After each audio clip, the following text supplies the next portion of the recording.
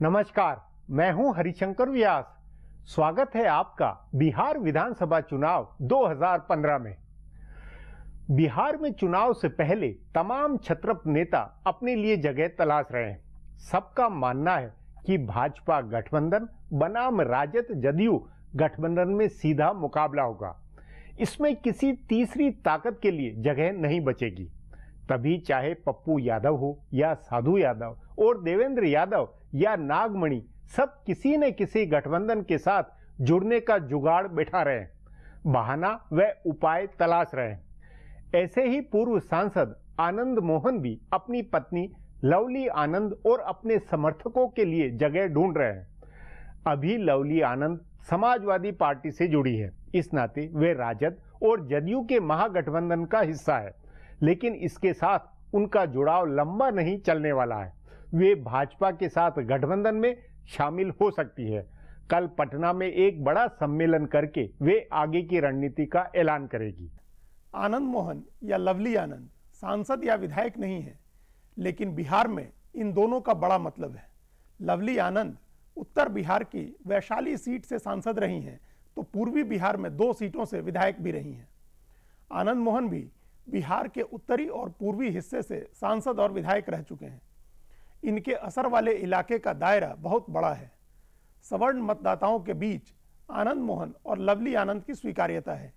इस नाते उनका राजनीतिक स्टैंड बिहार चुनाव के लिए बेहद महत्वपूर्ण होगा।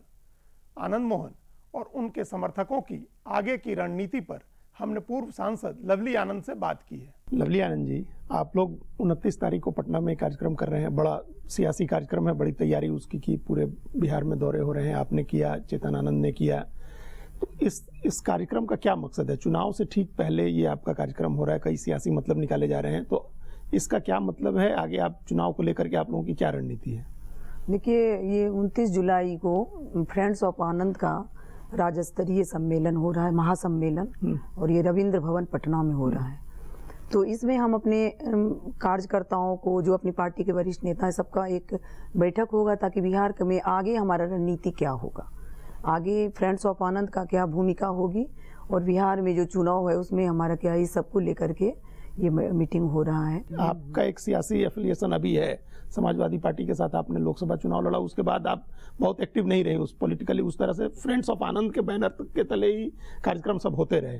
तो कोई बड़ी सियासी घोषणा भी हो सकती है कि राजनीतिक लाइन भी तय करनी है आपको वहाँ? बिल्कुल, उस दिन हम अपने कार्यकर्ताओं को, अपने समर्थक को, मतलब ये हम उसमें अंधेरे में नहीं रखेंगे। चूंकि आगामी चुनाव रहा है और आनंद मोहन जी अंदर हैं, तो इसलिए, और हम समाजवादी पार्टी में हैं, चुनाव में लड़ी थी, अभी महागठबंधन हुआ है, तो इसमें हमारी क्या भूमिका है, हमें कितना तरजीह दिया जा रहा है, तो हम अपने लोगों को उस दिन खुलासा करेंगे कि हमारी भूमिका क्या रहेगी, हमारे लोग का क्या भूमिका रहेगा। उसमें बहुत बड़ा खुलासा भी होगा, ताकि तो अब उसमें आप लोगों से, अपने कार्यकर्ताओं से, नेताओं से राय भी लेंगे कि क्या करना चाहिए हम लोगों को आगे चुनाव को देखते हुए। बिहार विधानसभा चुनाव में चूंकि हम लोग एक पार्टी चलाए हैं, बिहार पीपुल्स पार्टी, जिसमें कि मान लीजिए 65 जगह सेकेंड पोजीशन रहा, और उसके बाद हमारे लोग आज अपने को उपेक्षित महसूस कर रहा है। आनंद मोहन जी अंदर हैं जेल में, आप तमाम लोग जान रहे हैं कि वो निर्दोष रहते हुए भी आज जेल की सजा भुगत रहे हैं, और ऐसे में हमारे लोग अपने को, जो समर्थक है, वो अपने को ये समझ रहे हैं कि हम कहाँ हैं, अपने को नेगलेक्ट फील कर रहा है कि हम कहाँ पार्टी में हैं, क्या हैं। तो सबको लेकर के एक महासम्मेलन बुलाए हैं, तो क्या दिशा और दशा हम तय करेंगे। क्या किन मुद्दों पर आपका फोकस होगा और किन मुद्दों के आधार पर आप अपनी राजनीतिक लाइन तय करेंगे? हमारा 5-6 मुद्दे हैं। हमारा एक है कि अभी तक बिहार के लिए, बिहार के विकास, तीव्र विकास के लिए किसी ने बिहार के पैकेज का मांग किया, किसी ने विशेष राज्य की दर्जा का मांग किया।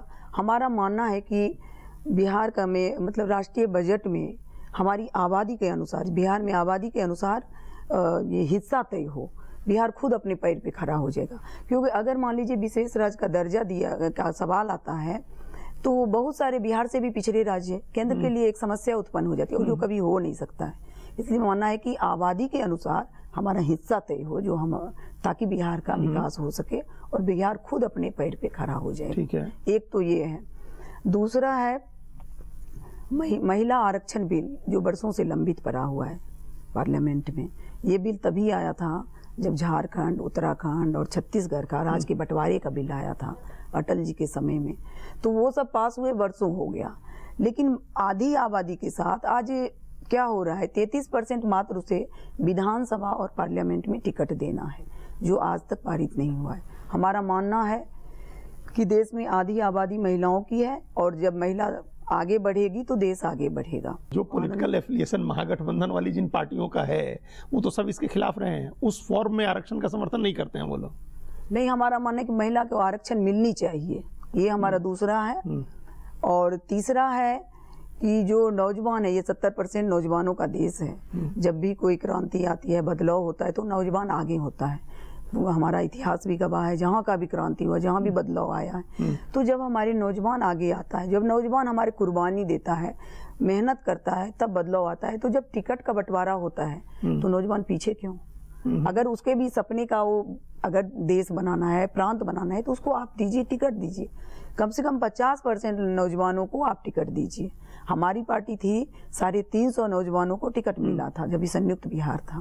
तो नौजवान आगे आएंगे तो बदलाव आएगा। तो ये हुआ। और दूसरा और भी हमारा मुद्दा है कि जब बिहार और झारखंड का बंटवारा हुआ तो झारखंड में खनिज संपदा चला गया, बिहार के पास सिर्फ कृषि रह गया। तो कृषि को अगर हम विकसित करेंगे तभी तो हमारा बिहार आगे बढ़ेगा। कृषि में बिहार में अगर मान लीजिए डेवलपमेंट करना है, तो जो भी यहाँ पर है, जो चीज़ें ज़्यादा होता है पैदावार, तो उसको बढ़ावा मिलना चाहिए, उसका उद्योग लगना चाहिए। आनंद मोहन जी का एक बड़ा मुद्दा हमेशा रहा है कि जो सवर्णों में गरीब हैं उनको मदद मिलनी चाहिए, उनको किसी तरह से पढ़ाई में और दूसरी चीजों में उनको भी, जैसे बाकी समाज के तबके को आगे किया जाता है, वो एक बड़ा मुद्दा उनका हमारा ये मुद्दा है कि जो गरीब है, गरीब सवर्ण, जो आर्थिक रूप से पिछड़े हैं, तो उसको भी 10 से 15% सरकारी नौकरी में उसको आरक्षण मिलनी चाहिए। क्योंकि ये वकालत सिर्फ हम नहीं कर रहे हैं, सभी पार्टी के सभी लोग कर रहे हैं। आप देखिए मायावती जी की, रामविलास पासवान की है, लालू जी की है, और नीतीश जी तो और भी आगे बढ़ के 2 कदम आगे बढ़ करके सवर्ण आयोग का गठन भी कर दिए जो 2011 में। लेकिन 4 कदम भी उसमें आगे नहीं बढ़े। आज हमारे बेरोजगार जो भी है वहाँ पर किसी को फायदा नहीं मिला है, तो पलायन भी रुकेगा। बाहर लोग जो हमारा प्रतिभाशाली, जो ब्रिलियंट लोग हैं सवर्ण में, जो आर्थिक रूप से, तो उसको पलायन रुकना चाहिए, उसको मौका मिलना चाहिए। तो ये भी है। और सबसे अहम सवाल है हमारा जो कार्यक्रम का, वो है कि जी कृष्णैया मामले में निर्दोष आनंद मोहन जी वर्षों से जेल में बंद हैं। उनकी सम्मानजनक तरह से रिहाई होनी चाहिए, क्योंकि ये विशुद्ध पॉलिटिकल मामला है। इसलिए है कि जब 7 लोगों को सजा हुई थी तो 4 आजीवन कारावास और 3 फांसी बंदी थे। फांसी वाले लेकर के आजीवन कारावास, मुझे भी आजीवन कारावास दिया गया था। सब पे केस एक है, सब में धारा एक है, तो सबके सब छूट गए 6। लेकिन सिंगल आनंद मोहन जी आज जेल में बंद हैं, क्योंकि वो सम्मान बेच के राजनीति नहीं करते, क्योंकि वो घुटना नहीं टेकते।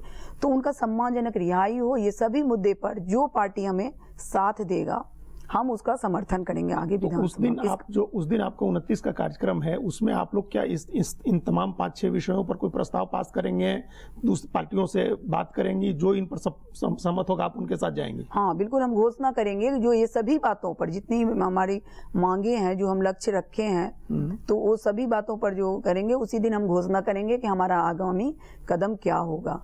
और नहीं तो आप वहां से प्रस्ताव पास करके लोगों से संपर्क करेंगे, या पहले संपर्क आप लोग कर रहे हैं, बात लोगों से? हम संपर्क कर रहे हैं। अभी 10 दिवसीय कार्यक्रम में निकले पूरे बिहार के दौरा में, और वहाँ पर काफी लोग आ रहा है, पूरे बिहार से आ रहा है। और उस दिन हम घोषणा कर देंगे, घोषणा कर देंगे कि आगामी हमारा क्या रणनीति होगा, और जो ये सभी बिंदु पर जो हमारा साथ देंगे, हम उनके साथ जाने का प्रस्ताव करेंगे। लवली आनंद जी, हमारे साथ बातचीत करने के लिए बहुत बहुत धन्यवाद। हमारा प्रोग्राम अब यहीं खत्म होता है। आग्रह है कि प्रोग्राम पर अपनी राय hsvyas@nayaindia.com पर ईमेल करके बताएं, या hsvyas के मेरे अकाउंट पर ट्विटर करके जाहिर करें। अब कल फिर मिलेंगे इसी चैनल पर, इसी समय।